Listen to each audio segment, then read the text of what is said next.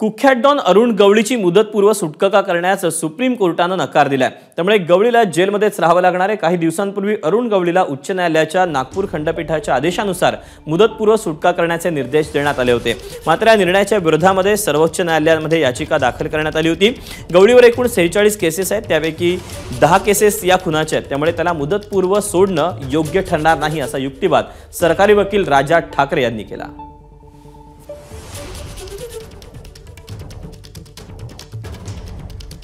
मुंबई हायकोर्टाचा निर्णय सुप्रीम कोर्टाकडून रद्द झाल्यामुळे आता अरुण गवळीचा मुक्काम हा जेलमध्येच असणार आहे। मुदतपूर्व सुटका देण्यास सर्वोच्च न्यायालयाने नकार दिलाय।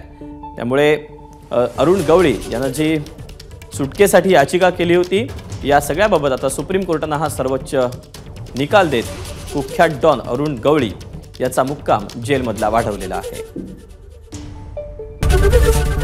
एबीपी माझा, उघडा डोळे बघा नीट।